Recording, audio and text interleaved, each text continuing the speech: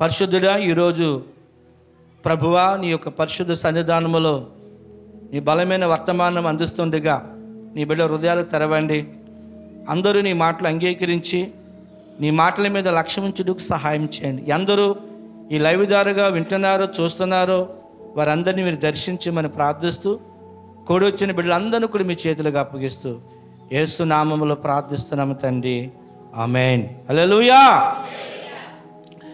కొన్ని విషయాలు మనం పరిశుద్ధ గ్రంథం నుండి మనము ఆలోచన చేద్దాము. బైబిల్ ఉన్న వారు అందరూ కూడా ఈ యొక్క వాక్య భాగాన్ని వినాలని ప్రేమతో నేను కోరుతున్నాను. 51వ కీర్తన. ప్రియులారా, దావీదు చెప్పుకొస్తున్న మాట మనము చూద్దాము. పరిశుద్ధ గ్రంథం నుండి ప్రియులారా, దావీదు బెత్షెబాతో చేసిన ఒక అపరాధమును బట్టి అతడు దేవుని సన్నిధానములో చేసే ప్రార్థన ఇది. ప్రియులారా, ఈ మాటలు మనం హృదయాల్లోని భద్రపరుచుకుందాము. అతడు ఏమంటున్నాడో మనం చూద్దాం. చూడండి, దేవుని స్తోత్రాలు. హల్లెలూయా. ప్రియులారా, 51వ కీర్తన 10వ వచనం మనం చదువుదాం. దేవా నాయందు శుద్ధ హృదయమును కలగజేయము, నా అంతరంగములో స్థిరమైన మనసును నూతనముగా పుట్టించుము. దేవుని స్తోత్రాలు. హల్లెలూయా. ఈ వాక్య భాగాలు ఈరోజు మనము పరిశోధన చేద్దాం. అందరూ కూడా శ్రద్ధతో ప్రేమతో వినాలని కోరుతున్నాను. అందరూ 2 చేతులు పైకెత్తి మనస్ఫూర్తిగా చెప్దాం, హల్లెలూయా. మళ్ళీ చెప్దాం, హల్లెలూయా. వినండి దేవుని మాటలు. దావీదు అతడు తప్పు చేసినప్పుడు, అతడు అపరాధం చేసినప్పుడు, దేవునికి వ్యతిరేకంగా అతడు జీవించినప్పుడు, అతడు దేవుని సన్నిధిలో ప్రార్థించిన ప్రార్థనలో మాట మనము పరిశోధన చేద్దాం. ఏమంటున్నాడంటే, నా అంతరంగములోని స్థిరమైన మనసు నూతనముగా పుట్టించన్నాడు. ఏ మనసు అంట? ఏ మనసు? స్థిరమైన మనసు. దేవుని స్తోత్రాలు. హల్లెలూయా. స్థిరత్వము లేక దావీదు మనసు స్థిరమ లేక అలా చెప్పుకొస్తున్నాడు, నాకు స్థిరమైన మనసు దయచేయి, నేను నీలోని స్థిరంగా ఉండాలి, నేను నీలోని స్థిరంగానే జీవించాలి, స్థిరమైన జీవితము, స్థిరమైన మనసు నాకు దయచేయి దావీదు వేడుకుంటున్నాడు. ఈరోజు చాలా కుటుంబాలు, చాలామంది జీవితాల్లోనే స్థిరత్వం లేదు, స్థిరమైన బ్రతుకు లేదు, జీవించాలనే ఒక ఆలోచన లేదు. నీలోని స్థిరత్వం లేకపోతే, నీలోనే స్థిరమైన జీవితం లేకపోతే దేవుడిలో నువ్వు ఫలించలేవు, దేవుడిలో నువ్వు స్థిరపడలేవు, దేవుడిలో నువ్వు బలపడలేవు, దేవుడిలో నువ్వు జీవించలేవు. ప్రతి వారికి కావాల్సింది ఏంటి తెలుసండి?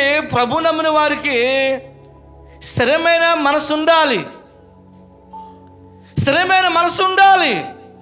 నీలో స్థిరత్వం లేకపోతే దేవుడు నీ ప్రార్థనలో నీ మనవులు ఆలకించడు. అందుకనే దావీదు అంటున్నాడు, నాలో స్థిరమైన మనసు నాకు దయచేయి. ఈరోజు నీకు స్థిరమైన మనసు ఉందా? ఈరోజు నువ్వు స్థిరంగా జీవిస్తున్నావా? ఈరోజు నువ్వు స్థిరంగా ప్రభులో వాడబడుతున్నావా? కొన్ని వారాలు వచ్చి, కొన్ని రోజులు వచ్చి, కొన్ని దినాలు వచ్చి ప్రార్థన మానేయకూడదు. లేకపోతే ఎలాగైనా పర్వాలేదు, ప్రభులో ఎలాగైనా బ్రతికేద్దాము, ఎలాగైనా జీవించేద్దాం అనుకుంటే అది స్థిరత్వం కాదు. అది చాలామంది కూడా ఇలాగ అనుకుంటున్నారు. మందిరాలకు వస్తున్నారు, దేవుని మాటలు వింటున్నారు, దేవుళ్ళో జీవిస్తున్నారు, కానీ స్థిరమైన జీవితం ఉందా లేదని ఆలోచన చేస్తలేదు. స్థిరమైన బ్రతుకు నాలో ఉందా లేదని నిన్ను నువ్వు ఒకసారి పరిశోధించుకోవాలి. యేసు ప్రభు నమ్ముకున్న నీ జీవితము, ప్రభులో బ్రతుకుతున్న నీ బ్రతుకు అనేది స్థిరముగా ఉండాలి. అందుకనే దావీదు అంటున్నాడు, నాలో స్థిరమైన మనసు దయచేయి. స్థిరం లేకపోతే నువ్వు వాడబల్లో ప్రభులోని నువ్వు బలపడలేవు, నువ్వు దేవునికి ఇష్టంగా బ్రతకలేవు, నువ్వు దేవునికి అనుకూలంగా జీవించలేవు. నీ మనస్సాక్షి, నీ హృదయము స్థిరంగా ఉండాలి ప్రభులోని. దేవుడు మెచ్చుకునేలాగా, దేవుడు సంతోషించేలాగా, దేవుడు ఆనందించేలాగా నీలో స్థిరత్వము కావాలి. చూడండి, పరిశుద్ధ గ్రంథములో కొన్ని మాటలు మనం చూద్దాము. బైబిల్ పరిశుద్ధ గ్రంథములోని 2 తెస్సలోనిక పత్రిక 2వ అధ్యాయము 2వ వచనం చదవండి. 2 తెస్సలోనిక పత్రిక 2వ అధ్యాయము 2వ వచనము మనం చదువుదాం. ఇక్కడ పౌలు గారు చెప్పుకొస్తున్న మాటలు మనము మన హృదయాల్లోనే భద్రపరుచుకుందాం. మీరు త్వరపడి నువ్వు త్వరపడి సంచల మనస్కులు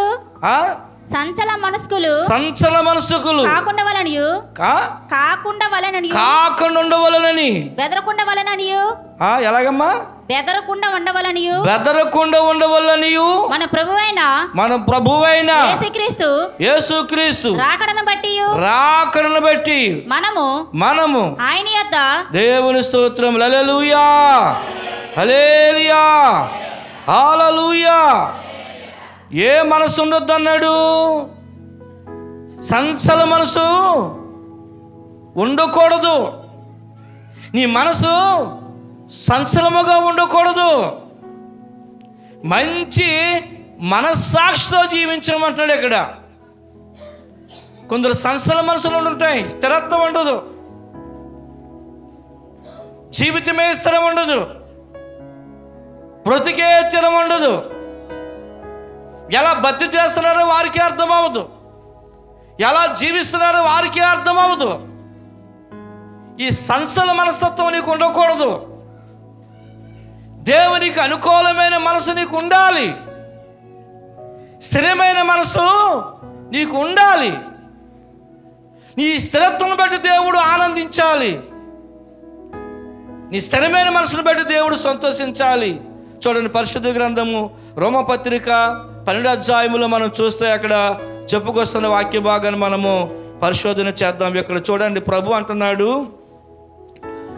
2వ వచనం మనం చదివితే, మీరు ఈ లోకపు మర్యాదను అనుసరింపక ఉత్తమమును అనుకూలమును సంపూర్ణమై ఉన్న దేవుని చిత్తమేదో పరీక్షించి తెలుసుకున్నట్లు మీ మనసు మారి నూతన మగుట వలన ఏం చేయాలంటే అండి, మనసు మారాలంట. నీ మనసు మారాలి. నీ మనసు ఎప్పుడైనా మారిందో నువ్వు ప్రభువులోని స్థిరముగా ఉన్నవాడుగా ఉంటావు. నీ మనసు ఎప్పుడైనా మారకపోయిందనుకో, నువ్వు స్థిరముగా లేనివాడుగా ఉంటావు. నీ మనసు మారాలి, మార్చుకోవాలి, మార్చుకునే రీతులను నడుచుకోవాలి, నీ అంతరంగాన్ని మార్పు చెందేలా చూసుకోవాలి. చూడండి, మనసు మారడం వల్ల ఇక్కడ అంటున్నాడు, మీ మనసు మరి నూతన మగుటిన వలన రూపాంతరము పొందుతారు. మీ మనసు మారడంలోని రూపాంతరం వస్తుందంట. ప్రభు రూపంలోనికి వస్తారు, ప్రభు రూపంలోనికి మార్చబడతారు, రూపాంతరం చెందే స్థితిలో ఉంటారు. మీరు రూపాంతరం కలిగిన వారుగా ఉంటారని నేను చెప్పుకొస్తున్నాడు. నీ మనసు మారడంలోనే నీ మనసు మారడములోని నువ్వు రూపాంతరము పొందినవాడుగా ఉంటావు, రూపాంతరం పొందిన బిడ్డగా ఉంటావు. నీ ప్రవర్తన మారిపోద్ది, నీ స్వభావమే మారిపోద్ది, నీ వ్యక్తిత్వమే మారిపోద్ది, నీ నడవడే మారిపోద్ది, నీ చూపులే మారిపోతాయి, నీ ఒక ఆలోచనలే మారిపోతాయి. అనువనువు కూడా నువ్వు చాలా స్థిరమైన మనసు కలిగిన వాడుగా ఉంటావు, రూపాంతరం పొందిన వాడుగా ఉంటావు. నీ మనసు మారి రూపాంతరం అన్నాడు. రూపాంతరం పొందే స్థితిలో ఎవరు ఉంటాలేదు ఈ రోజుల్లో. దైవ స్వరూపాలు, దైవ రూపాలు కనబడతలేదు, సాతాను రూపాలే కనబడుతున్నాయి. సాతాను ఒక జీవితమే కనబడుతుంది. దావీదులోని స్థిరమైన మనసు లేకే నాలో స్థిరమైన మనసు దయచేయమన్నాడు. నా మనసు ఎప్పుడు స్థిరముగా ఉండాలి ప్రభువు అని కోరుకుంటున్నాడు. నా మనసు ఎప్పుడు కూడా నా మనస్సాక్షి తొలగిపోకుండా నీలో స్థిరముగా, నీలో నేను బలముగా వాడబడాలని దావీదు కోరుకుంటున్నాడు. మనం ఆలోచించాలండి, నా కుటుంబము ప్రభులో స్థిరంగా వాడబడుతుందా లేదా, నా బిడ్డలు ప్రభులోని స్థిరంగా జీవిస్తున్నారా లేదని తల్లిదండ్రులు ఆలోచించాలి. నా కుటుంబం అంతా స్థిరముగా ప్రభులో వాడబడుతున్నామా లేదని ఆలోచించాలి. ప్రభులోని స్థిరమైన జీవితాలు లేకపోతే మీరు ఫలించలేరండి, మీరు ఆశీర్వాదాలు పొందలేరు, దేవుని దీవెన మీరు పొందుకోలేరు మీరు. కాబట్టి ప్రతి వారిలో కూడా ప్రభు పట్ల స్థిరమైన జీవితము, స్థిరమైన మనసు ఉండాలి. చూడండి, మనం చదువుదాము పరిశుద్ధ గ్రంథములోని 1 కొరింథీ 14:17 అంటాడు. పౌలు గారు అంటారు, తన మనసు స్థిరంగా ఉన్న దాన్ని బట్టి చెప్పుకొస్తున్నాడు. నేను మనసుతో ప్రార్థిస్తానంటున్నాడు, నా మనసుతో నా దేవుని స్తుతిస్తానంటున్నాడు, నా మనసుతో నేను ఆయన ఘనపరుస్తానంటున్నాడు, నా మనసు స్థిరముగా ఉందంటున్నాడు ప్రభులోని. నా మనసు నా ప్రభులోని స్థిరముగా ఉందంటున్నాడు. చూడండి, అక్కడ అంటున్నాడు, నేను మనసుతో దేవుని, దేవుని స్తోత్రాలు, హల్లెలూయా హల్లెలూయా హల్లెలూయా. 1 కొరింథీ పత్రిక 14:15 వచనము, 14:15 వచనము. కాబట్టి ఆత్మతో ప్రార్థన చేస్తును, మనసుతో కూడా ప్రార్థన చేస్తాను, ఆత్మతో పాడుదును. నా మనసంతా దేవుడై ఉన్నాడు, నా మనసంతా ప్రభువై ఉన్నాడు. బయట ఒక ఆకారము, లోపల మరొక వ్యక్తి కాదు అని చెప్పుకొచ్చేది. ఆయన ప్రభులోని బయట ఎలాగొన్నాడు, అంతరంగంలో కూడా అలాగే ప్రభులోని తన మనసును స్థిరపరుచుకుంటూ చెప్పుకొస్తున్నాడు పౌలు గారు. ఆత్మతో నేను ప్రార్థన చేస్తాను, మనసుతో కూడా ప్రార్థన చేస్తాను, ఆత్మతో నా మనసంతా దేవునితోనే నిండిపోయింది. దేవుని స్తోత్రాలు, హల్లెలూయా హల్లెలూయా. మన హృదయం అంతా, మన మనసు అంతా ఆయనతో నిండిపోవాలి. అందుకని ఇక్కడ అన్నాడు, రూపాంతరము పొందాలి. నీ మనసు మారడములోని, నీ వ్యక్తిత్వం మార్చుకోవడంలోని, నీ బ్రతుకు మార్చుకోవడంలోని, నీ జీవితాన్ని మార్చుకోవడంలోని రూపాంతరము పొందుతామంట. మనం రూపాంతరాన్ని మనం పొందుతామంట. మరి ఎప్పుడైనా మనం మనసును మార్చుకున్నామో, ప్రభు నమ్ముకున్న బిడ్డవైన నీవు నీ మనసు మారాలి. ఎంతకాలం మారకుండా అలాగా నీ హృదయాన్ని లోకములో పెట్టుకుంటావు? ఎంతకాలం లోకానికి మనసును అలవాటు చేసుకుంటావు? ఇక ఎంతకాలము లోకములోని నీ మనసుతో పాపము చేస్తావు? ఇక ఎంతకాలము నీ యొక్క మనసుతోని ఈ లోకములో జీవిస్తూ పాప బ్రతుకుతావు? మన హృదయంలో పాపం ఉన్నంత కాలమున మన మనసు స్థిరంగా ఉండదు. నీ మనసు స్థిరంగా ఉండాలంటే నీలో నుంచి పాపాన్ని తీసివేయాలి.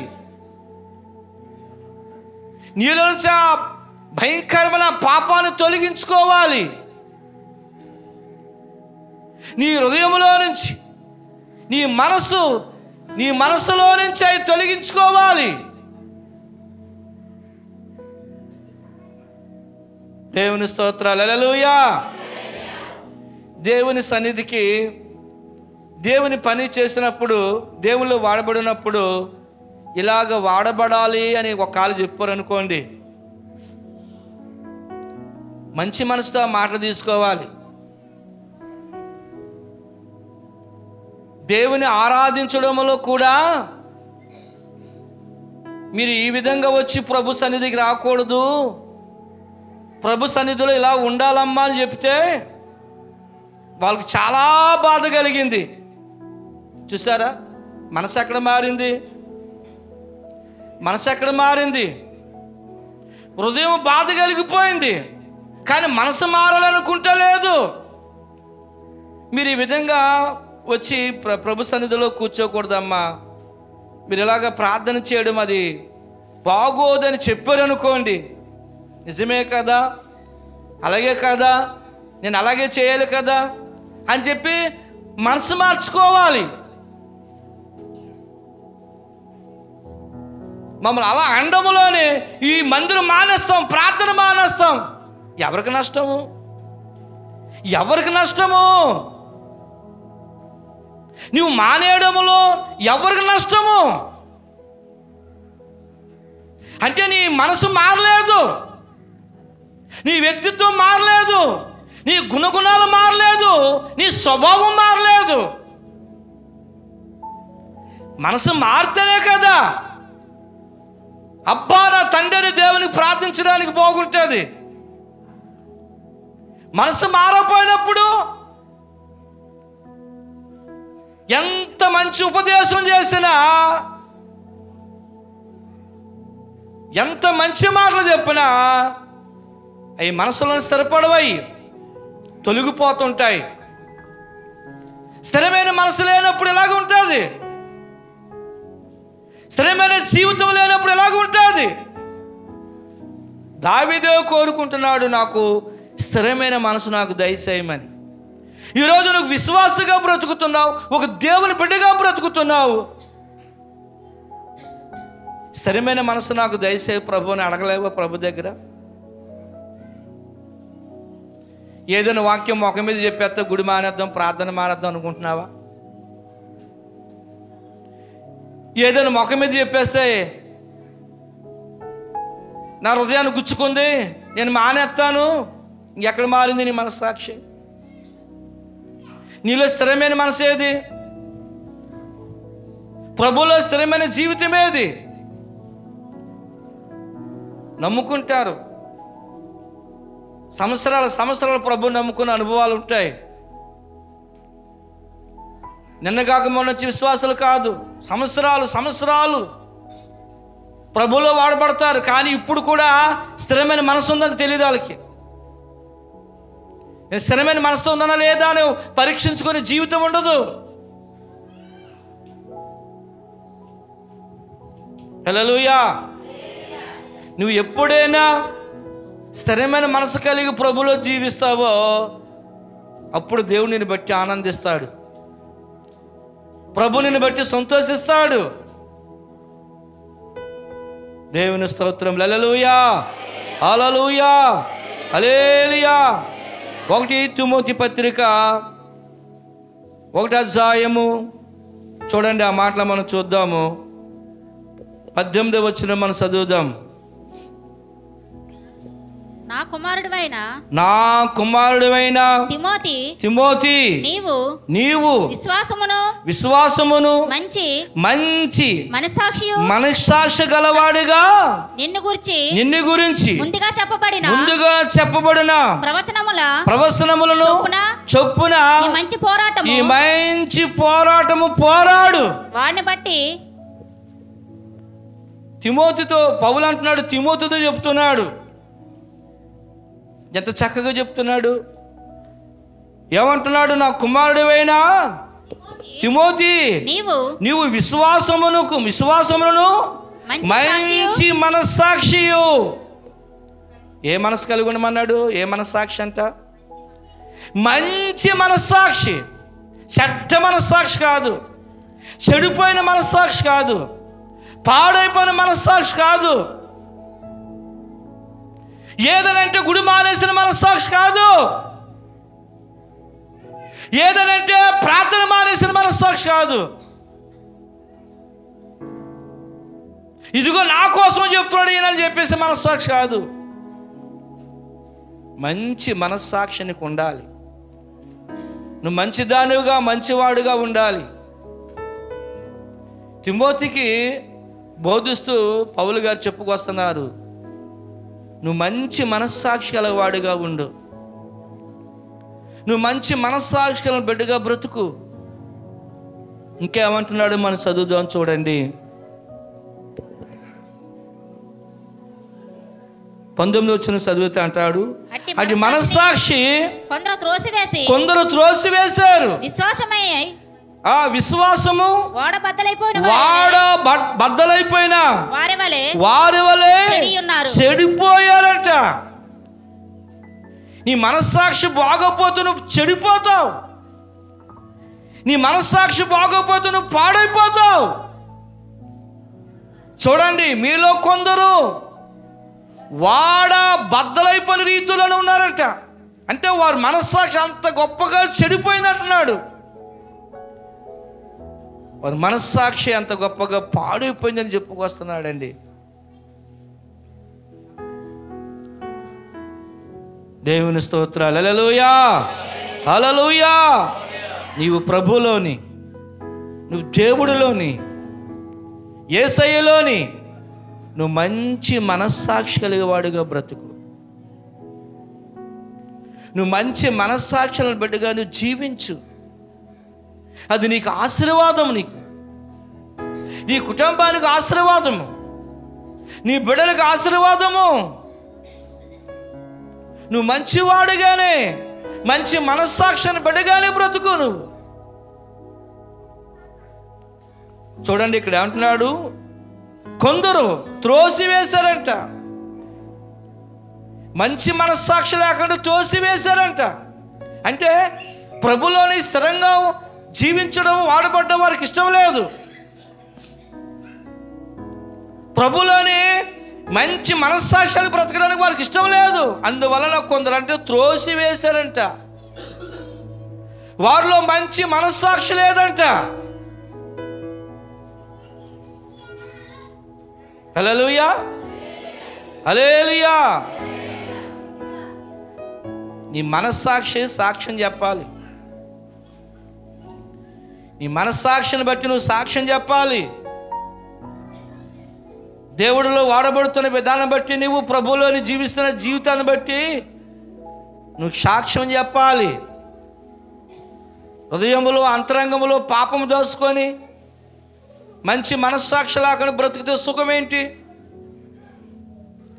దావీదు తప్పు చేశాడు, దావీదు పాపం చేశాడు, తన మనస్సాక్షి చెడిపోయింది. తన మనస్సాక్షి పాడైపోతే స్థిరంగా ఉన్నాడా? స్థిరమైన జీవితాన్ని అనుభవించాడా? యుద్ధాలు పోరాటాలు అనుభవించాడు. సుఖమైన బ్రతుకు లేకుండా పోయింది దావీదుకి. సంతోషకరమైన బ్రతుకు లేదు దావీదులోని. ఇశ్రాయేలు రాజ్యాన్ని పరిపాలిస్తున్న రాజు అయి ఉండి కూడా సుఖం లేదు, సంతోషం లేదు, సమాధానం లేదు, నెమ్మది లేదు, స్థిరమైన మనసు లేదు. కారణము దావీదు చేసిన పాపము ఆయనకి మనశ్శాంతి లేకుండా చేసేసింది. మనం ఎప్పుడైనా పాపముతో వాడబడతామో మన జీవితాల్లో మనశ్శాంతి ఉండదండి, సంతోషం ఉండదు. ఒకవేళ శరీర సంబంధంగా ఈ శరీర సుఖాన్ని అనుభవించినా కానీ దాని అంతము మనశ్శాంతి లేకుండా చేసి పారేస్తుంది, సంతోషం లేకుండా చేసి పారేస్తుంది. దావీదు రాజై ఉన్నాడు, కానీ స్థిరమైన మనసుతో లేడంట, స్థిరమైన మనసుతో బ్రతకలేదు. అందుకని అంటున్నాడు, నాకు స్థిరమైన మనస్సాక్షి దయచేయి, స్థిరమైన మనస్సాక్షి నాకు దయచేయమని కోరుకుంటున్నాడు ప్రభు దగ్గర. నేను అటు ఇటు తొలగిపోకుండా సరిగ్గా నిలబడాలి, నేను తొలగిపోకుండా పడిపోకుండా దిగజారిపోకుండా నీలో నేను చక్కగా నిలబడాలి ప్రభువా. ఈరోజు కోరుకుంటున్నామా అలాగా? మనం ఈరోజు అలా ఉండడానికి ఇష్టపడుతున్నామా?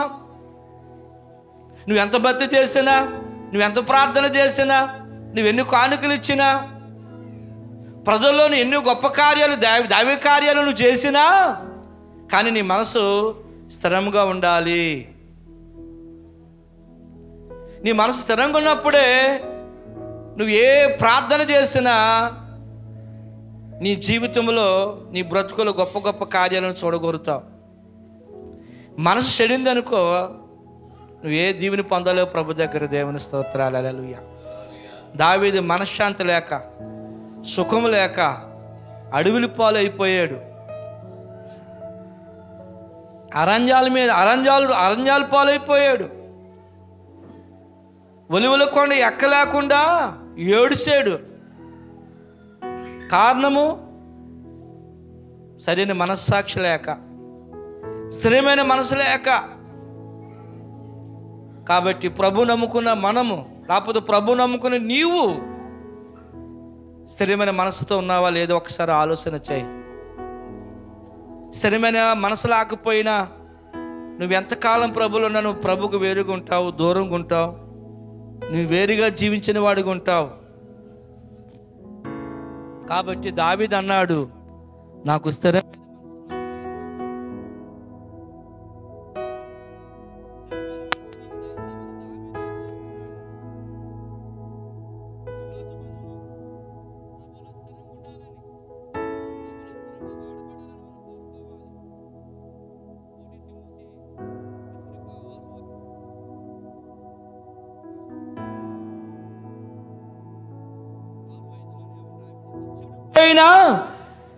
చెడిపోయిన మనస్సాక్షి కలిగిన సత్యహీనులై దైవభక్తికి లాభ సాధనం అనుకోకండి. ఏంటంటే ఏమన్నాడు? చెడిపోయిన మనసు కలిగి ఉండకూడదంట ప్రభులోని. చెడిపోయిన మనసు కలిగి ఉండకూడదు. సత్యహీనులై ఉండకండి, దేవునికి వేరవ్వకండి, దేవునికి దూరం అవ్వకండి. ప్రభులోని మీరు స్థిరమైన మనసు కలిగి ఉండమంటున్నాడు. పౌలు భక్తులు కూడా ఇదే మాట చెప్పుకొస్తున్నారు. స్థిరముగా చెడిపోయిన మనస్సు తొలగించు, ప్రభులో స్థిరంగా ఉండడానికి సిద్ధపడు, స్థిరంగా ప్రభులో వాడబడడానికి సిద్ధపడు. ఈ మాటల చేత ఆదరణ పొంది, ఈ మాటల చేత ప్రభులో బలపడి స్థిరపడి ఆయనకి మహిమార్థంగా జీవించు. దేవుడి మాటలు దీవించిన గాక. ఆమేన్. చిన్న ప్రార్థన చేసుకుందాం. పరిశుద్ధుడా, ప్రేమగల ప్రభువు, ఈరోజు వెత్తబడిన వాక్యము నీ బిడ్డల జీవితాల్లో 30 దంతులుగా, 60 దంతులుగా, 100 దంతులుగా మీరు ఫలింపు చేయమని ప్రార్థిస్తున్నాం. కూడి వచ్చిన బిడ్డలందరినీ మీరు దీవించండి. ఎందరో ఈ లైవ్ ద్వారా విన్నారో వారందరినీ కూడా మీ నామంలో దర్శించి ఈ వాక్యం చేత గొప్ప ఆదరణ పొందడానికి కృప చూపించమని యేసుక్రీస్తు నామములో ప్రార్థించి అడుగుతున్నాము తండ్రి. ఆమేన్.